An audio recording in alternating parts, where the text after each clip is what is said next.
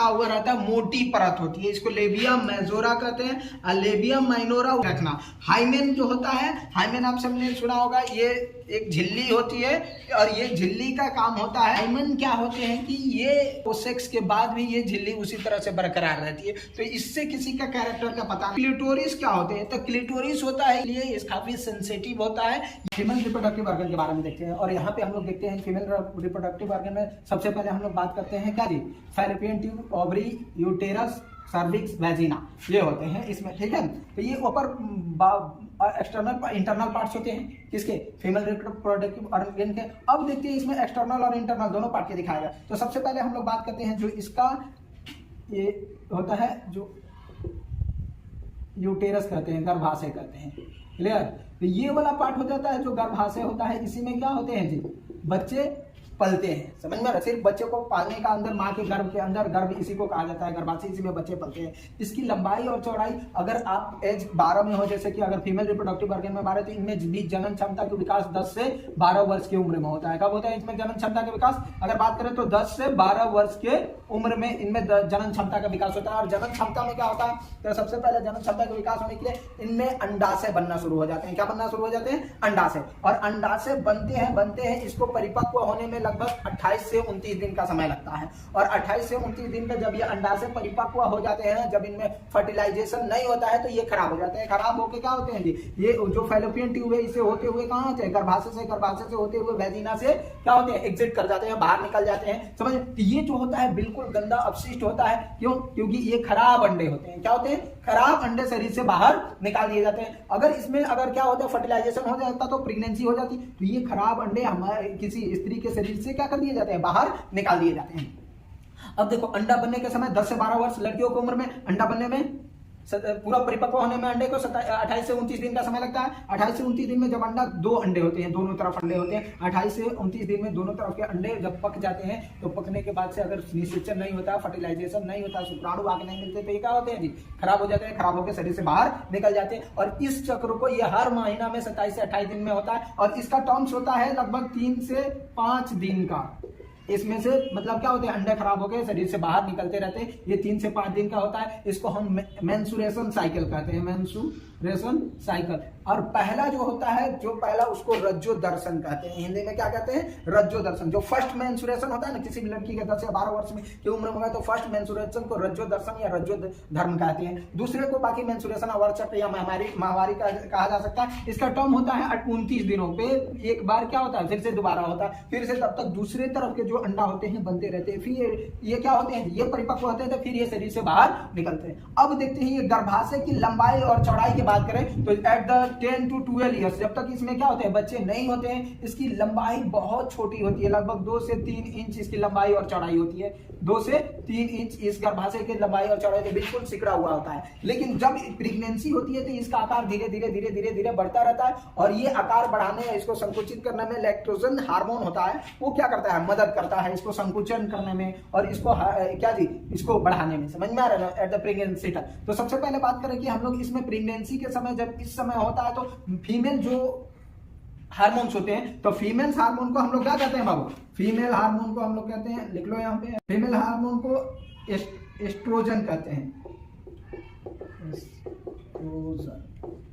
Male hormone को testosterone, female hormone को oestrogen. और ये हार्मोन जैसे ही स्रावित होना शुरू होता है, इसमें अंडाशय बनना शुरू होते हैं। ये अंडाशय एक फैलोपियन ट्यूब है, जिसको हम लोग फैलोपियन नलिका कहते हैं। ये नलिका की लंबाई लगभग क्या होती है जी, 10 से 12 सेंटीमीटर होती है। गर्भाशय में यहाँ पे ये नलिका की लंबाई 10 से 12 सेंटीमीटर होती है। और यहाँ से यहाँ तक ये आया होता है। यहाँ पे ये ओवरी होता है, अंडाशय होता है, ये वाला पॉइंट पे अंडाशय बनता है। यहाँ पे उंगलियों जैसे ये प्रवर्धक होते हैं, जो क्या करते हैं जी, इस अंडाशय को पकड़ के जकड़े हुए रखते हैं। और यही प्रवर्धक क्या करते हैं, इस अंडाशय को यहाँ से ले जाने में मदद करते हैं। यहीं पे अंडा बनता है, परिपक्व होता है, यहाँ से अंडा इससे चलकर आता है, या फर्टिलाइजेशन होंगे तो भी। अब देखो क्या होता है, ये ओवरी अंडाशय यहाँ पे बनते हैं, अंगुलियों जैसे प्रवर्धक होते हैं, इसको पकड़ के यहाँ पे रखा जाता है। जो अंगुलियों जैसे प्रवर्धक होते हैं उसको हम लोग फिम्बरी कहते हैं। देखो फिम्बरी का होता है, ये इसकी जो यहाँ से यहाँ तक, गर्भाशय से लेकर यहाँ तक, गर्भाशय के पॉइंट पर यहाँ से यहाँ तक की लंबाई का अगर बात करें तो 10 से 12 सेंटीमीटर होता है। और उसके बाद से यहाँ पे ये आगे काफी पतली हो जाती है, इधर से चौड़ी होती है, गर्भाशय की दीवारों में आके काफी पतली हो जाती है। है, दोनों तरफ का वही होता है। दूसरा चीज कहते हैं कि इसमें ओवरिया अंडा से बनते हैं और अंडा से परिपक्व होते हैं। तीसरा चीज ये यूटेरस है। यूटेरस एक मंसल संरचना होती है,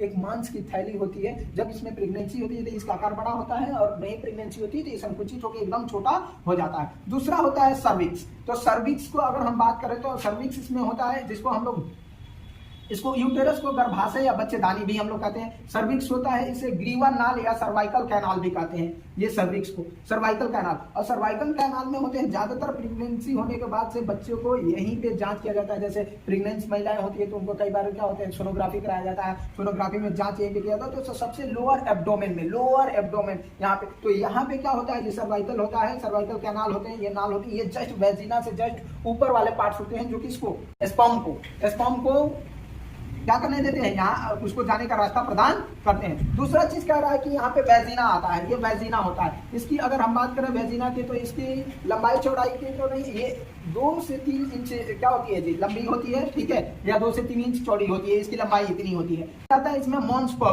मॉन्स पेबिक आता है, जो ये एक्सटर्नल पार्ट होते हैं, बाहरी पार्ट होते हैं। मॉन्स पेबिक को फैट, इसके ऊपर फैटी टिश्यूज होते हैं, जहाँ पे क्या होते हैं, जिसको हिंदी में जघन सेल या भाग सेल कहते हैं। इसमें बाल उगते हैं, समझ में आ रहा है ना, ये सारी चीजें होती है। दूसरा बात, उसके जस्ट नीचे क्लिटोरिस होता है, और जिसको भाग सेल कहते हैं। और ये क्लिटोरिस क्या होता है, काफी सेंसेबल होता है, बहुत अधिक सेंसेबल होता है। और इसमें क्या किया जाता है, क्लिटोरिस होता है औरतों में उत्तेजना पैदा करने के लिए, लेडीज में, फीमेल में उत्तेजना ज्यादा पैदा करता है, काफी सेंसेबल पार्ट होते हैं। दूसरा होता है लेबिया मजोरा, ठीक है। तो ये जो वेजिनल के जो पाइप होते हैं उसके बाहर वाला जो आवरण होता है, एक मंसल संरचना होती है, एक गद्देदार संरचना होती है, जिसको लेबिया मेजोरा कहते हैं। ये बड़ी संख्या में होती है, जिसे हिंदी में वृहद भगोष्ठ भी कहते हैं। दूसरा, उसके बाद एक और परत होती है, पतले चमड़े की परत होती है, जिसको लेबिया माइनोरा यानी लघु भगोष्ठ कहते हैं। इनके अंदर हाइमेन पाया जाता है, जिसको हम लोग झिल्ली कहते हैं, ठीक है। और ये हाइमेन जो होता है, इसको जो काफी मतलब समझ लो कि अनप्रगम में झिल्ली होती है, किसी भी उम्र के महिलाओं में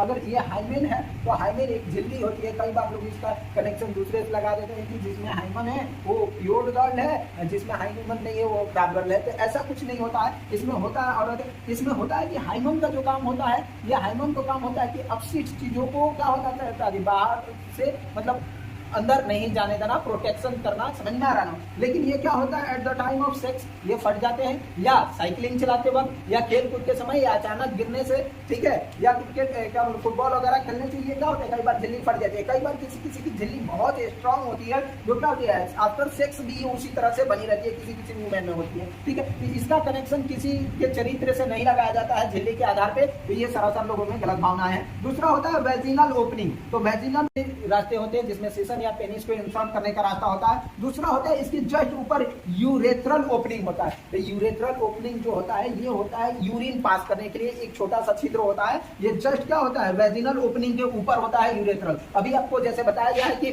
पुरुष में ये सिर्फ एक ही होते हैं, जिससे क्या होते हैं, स्पर्म या बाहर आते हैं या सीमेंस बाहर आते हैं। लेकिन स्त्री में जो होता है सेक्स के लिए एक ही सेशन होता है, लेकिन स्त्री में सेक्स का जो होता है ये वेजिनल ओपनिंग अलग होते हैं। दूसरा चीज यूरेथ्रल यानी यूरिन पास करने के लिए अलग होता है, ठीक है। बहुत लोगों की ये चीजें नहीं समझ में आती है कि क्या यूरेथ्रल अलग पॉइंट होता है या एक ही में होता है, या वेजिनल होते हैं ओपनिंग होते हैं वो एक ही में होते हैं। अब देखते हैं इसमें होता क्या। तो सबसे पहले अगर हम बात करते हैं ड्यूरिंग सेक्स के टाइम में, अब फॉर्मेशन कैसे होता है, तो at the time of sex यहाँ से सिस्टम से स्पर्म निकलते हैं। स्पर्म निकलकर क्या जी, मादा के गर्भाशय से वेजिना से होते हुए सर्विक्स में जाते हैं, और सर्विक्स से होते हुए यूटेरस, और यूटेरस से होते हुए फिर फैलोपियन ट्यूब में। फैलोपियन ट्यूब में अब ये चलते हैं, आपको पहले पिछले क्लास में बता दिया जाता है, शुक्राणु में क्या होते हैं, फ्रुक्टोज होते हैं जो उसे एनर्जी देते हैं आगे बढ़ने के लिए, ठीक है। और देखो ये क्या होता है, प्रोटीन होते हैं, वो भी उसको क्या करते हैं, मजबूती प्रदान करते हैं। अगर हम स्पर्म की बात करें तो स्पर्म का आकार आप लोग देख लो, इस तरह से स्पर्म के आकार होते हैं, समझ में आ रहा है। उसके बाहरी ऊपर एक ऐसे होते हैं, यानी इसको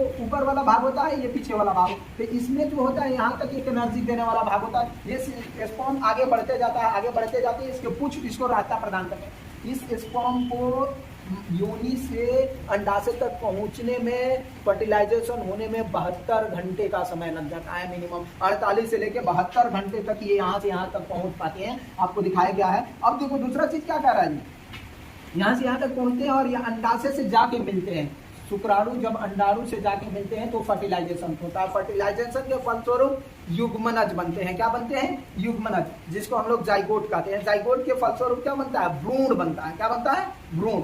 अब देखो ये क्या होता है, ये भ्रूण इसमें से निकल के गर्भाशय में आता है, गर्भाशय में आके इम्प्लांट हो जाता है, जुड़ जाता है, और जुड़ने के बाद इसमें एक नाल से, इसमें दीवार होती है, मोटी परतें हो जाती है, अब इसमें एक नाल से जुड़ जाता है जिसको अपरा या प्लेसेंटा कहते हैं, गांव में उसको नाल भी कहा जाता है, पुरही कहा जाता है, जो भी है। ठीक है। दूसरा चीज क्या कह रहा है जी, यहाँ पे जब बच्चे को परिपक्व होने में लगभग 9 महीने के यानी 38 से 40 सप्ताह का समय लग जाता है। बच्चा जब परिपक्व हो जाता है, परिपक्व होने के बाद से उसमें हार्मोन रिलीजिंग होते हैं, लैक्टोजन हार्मोन आता है जो मादा में दूध का भी श्रवण करता है, दूध का उत्पादन करता है, और दूसरा चीज गर्भाशय की दीवारों को संकुचित करने में भी मदद करता है। तो जब लैक्टोजन हार्मोन स्रावित होता है तो माँ के गर्भाशय में संकुचन होगा, यानी क्या हो जाएगा? दबाव होगा चारों तरफ से, एक तरह से संकुचन होता है। जैसे कई सारे चीज क्या होते हैं जी, तो भी कोई क्रीम व्रीम चेहरे पर लगा लेता है तो देखो उसका पूरा चेहरा लगता है कि टांग दिया है। इस तरह से इसमें संकुचन होगा, यानी नैरो बनेगा, छोटा। जब ये संकुचन होगा तो माँ को लेबर पेन होगा, इसी को लेबर पेन कहते हैं। यानी डिलीवरी के लिए माँ के गर्भ में दर्द धीरे धीरे शुरू हो जाएंगे, और ये धीरे धीरे संकुचन होगा, फिर फैलेगा, फिर संकुचन होगा, फिर फैलेगा।